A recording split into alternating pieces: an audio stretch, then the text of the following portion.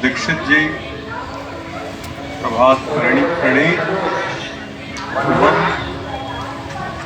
और सभागार में बैठे विद्वत जन, आदरणीय रानी श्रीवास्तव जी और दूसरे लोग, मैं सबसे पहले तो प्रभात प्रणीत को बधाई देता हूँ। उन्होंने इतना बड़ा उपन्यास लिखा और वो भी इतिहास के एक विषय पर। ये बहुत कठिन काम था क्योंकि थोड़ी सी त्रुटि भी, थोड़ा सा विचलन भी सब कुछ को ख़त्म कर सकता था, लेकिन प्रभात ने बहुत सावधानी के साथ ये कथा कही है। इस कथा की एक खूबी तो ये है जो मणि जी ने और संतोष जी ने विस्तार से बताया, वो कथा तो है ही, लेकिन ये उपन्यास इस अर्थ में बिल्कुल भिन्न है कि यहाँ विचार विमर्श है, यहाँ बहसें हैं और वो बहुत तीखी बहसें हैं, जाति को लेकर, वर्ण को लेकर, पुरुष सूक्त को लेकर, दासों को लेकर, संघर्ष को लेकर, समानता को लेकर, और बहुत सी बातें प्रभात ने बहुत अस्थिर तरीके से इसमें लिखी है।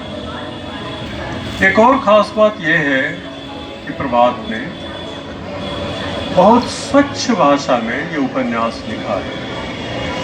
ऐतिहासिक उपन्यासों में एक दिक्कत ये होती है कि आप उस काल की भाषा को लाने के फेर में भाषा को विकृत करते हैं, लेकिन प्रभात ने वैसा नहीं किया। उन्होंने प्रांजल भाषा में लिखा और मुझको कई बार चतुर्सेन शास्त्री की भी याद आती रही। मुझको वैशाली की नगरवधु जैसी किताब की याद भी आती रही, राम वृक्ष वनिगिरी की भी याद आती रही, और मुझको लगा कि इस नौजवान ने उपन्यास लिखना बहुत कठिन काम है।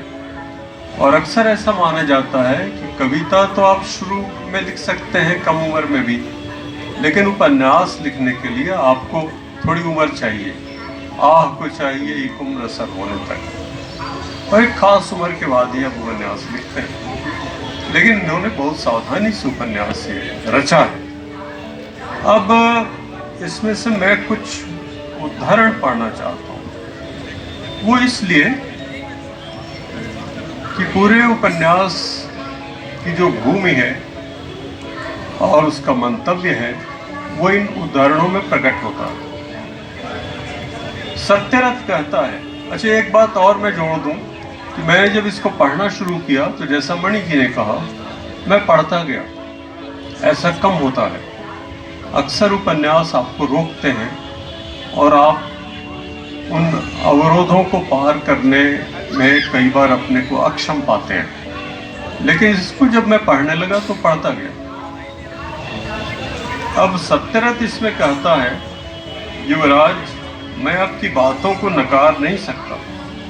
संभव है मैं जहां खड़ा हूं वहां से दृष्टि भ्रमित रहती हो, इसलिए शब्दों को अब तक परख नहीं पाया हूं। मैं अपराधी भी हूं बलपूर्वक धन लूटने का, किंतु युवराज यह पूरी सृष्टि, यहाँ का समस्त विधान तो बलाधारित है। यहाँ स्वतंत्र क्या है? माँ की कोख में आने के पहले ही मनुष्य समस्त बलों की अधीनता स्वीकार कर लेता है। मुझे सांस लेनी है तो मुझे कुछ करना है, और जो करने की अनुमति मुझे ये धरती दे रही है वह मुझे स्वीकार नहीं, और जो कर रहा हूं उसे दोष मानते हुए भी जिंदा रहने के लिए ही कर रहा हूं। ये सत्यरथ करता है। हमारे आदरणीय मित्र अरुण कमल जी, कथाकार मित्र संतोष दीक्षित जी, आज जिस किताब पर हम बात करने जा रहे हैं उसके लेखक प्रभात प्रणीत जी, और इस सभागार में उपस्थित मित्रों, सबसे पहले वैशालीनामा के लिए मैं प्रभात जी को हार्दिक बधाई देता हूँ। यह किताब जब उन्होंने मुझे दी और मैंने इनकी उम्र देखी तो मुझे लगा कि वैशाली के हैं। मुझे लगा कि वो वैशाली अपने दो चेहरों के लिए, दो चीज़ों के लिए जो जाना जाता है या विस्तृत है, वह एक जनतंत्र की जन्मभूमि और दूसरा अम्बपाली जो नर्तकी थी। और मुझे लगा कि वैसा ही कुछ होगा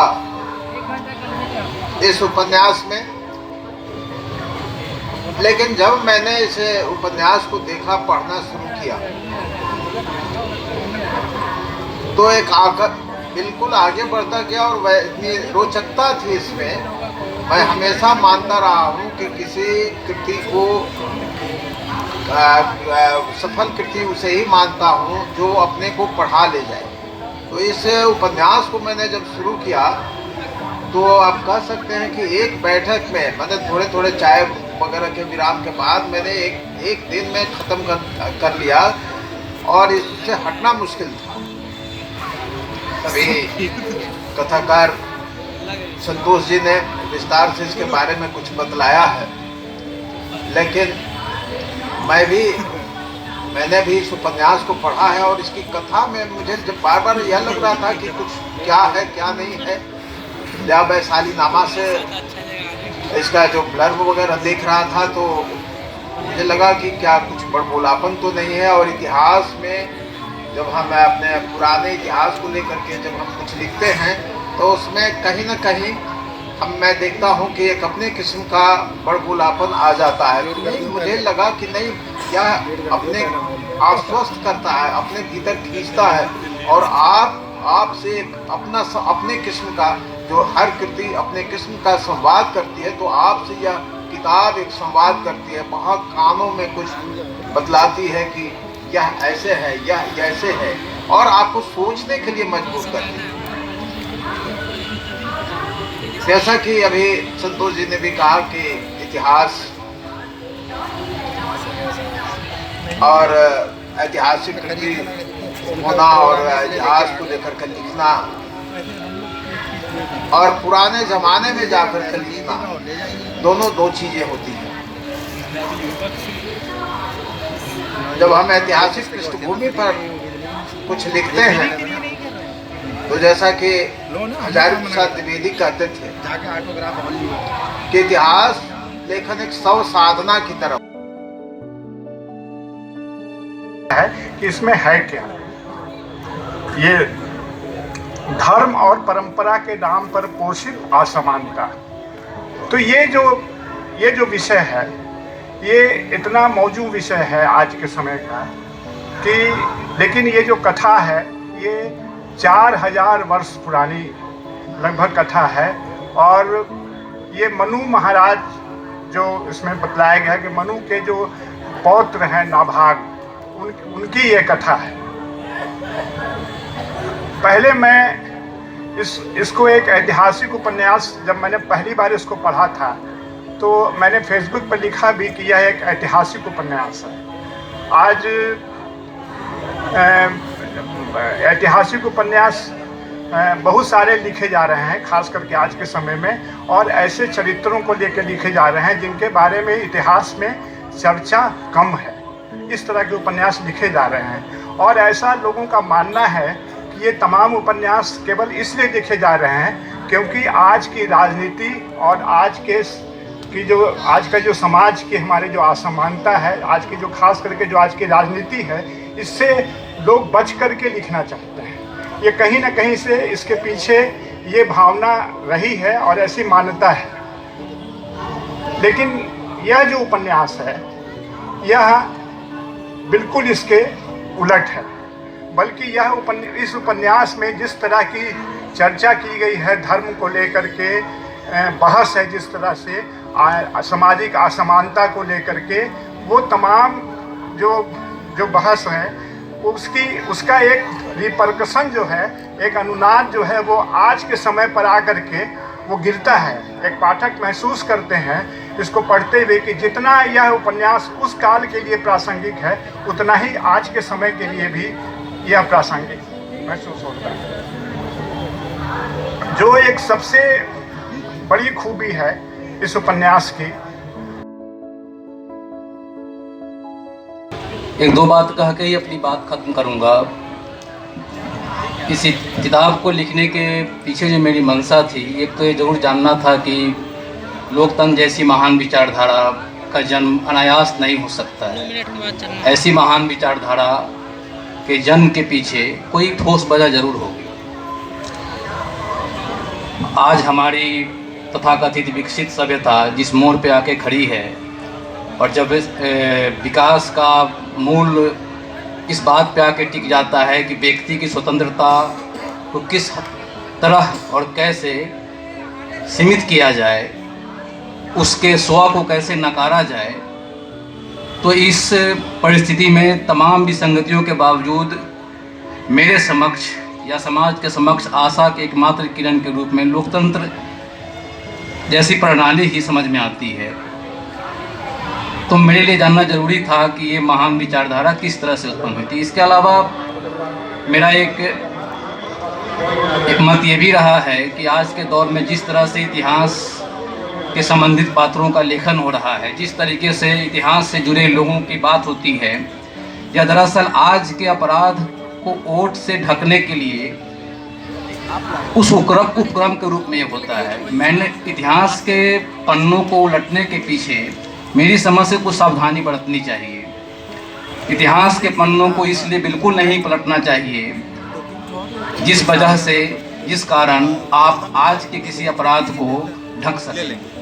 इतिहास के पन्नों को अगर पलटना हो तो उसका उद्देश्य यह होना चाहिए कि जो आज की तकलीफ़ें हैं या भविष्य की चुनौतियां हैं, क्या हमने इतिहास के कुछ उन पात्रों से, उन घटनाओं से कुछ सीखने की हमारे अंदर इच्छा है या हम सीख सकते हैं।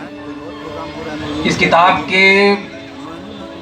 किताब की सफलता या सार्थकता का मेरा जो पैमाना है, मैं यह समझ रहा हूँ कि यदि इस किताब को पढ़कर कोई भी व्यक्ति इन पात्रों जैसे किसी चेहरों को अपने आसपास ढूंढ पाए, उन पीड़ाओं के सूत्र को आज महसूस कर पाए और कोई सबक बन पाए, तो मेरी समझ से यह मैं समझूंगा कि मैंने कुछ ठीक ठाक लिखा है। मैं जानता हूँ कि मेरी क्षमता सीमित है, मेरे शब्द सीमित हैं, मेरी जो समझ है वो भी सीमित है। यहाँ पर काफ़ी वरिष्ठ गण बैठे हैं, एक तरह से गुरु बैठे हैं, दर्शक दीर्घा में भी काफ़ी साहित्य के प्रमुख लोग बैठे हैं। मेरा एक आग्रह होगा, मैंने पिछले बार भी लोकार्पण के समय भी ये बात कही थी और मैं चाहता हूँ उसे दोहरा दूँ और मैं आगे भी दोहराऊँगा इन बातों को। मैं चाहता हूँ और मेरा ये मानना है कि ये कहानी बहुत महत्वपूर्ण है और आज के लिए मौजूद है। मैं चाहूँगा कि इस कहानी को मुझसे भी बेहतर ढंग से लिखा जाए। जिन तत्वों को मैं नहीं पकड़ पाया हूँ, जिन मर्म को मैं नहीं छुपाया हूँ, मुझसे बेहतर ढंग से इन्हें कोई और लिखे, ताकि जो मेरा मूल उद्देश्य था वो पूरा हो सके और ये कहानी पहुँच पाए।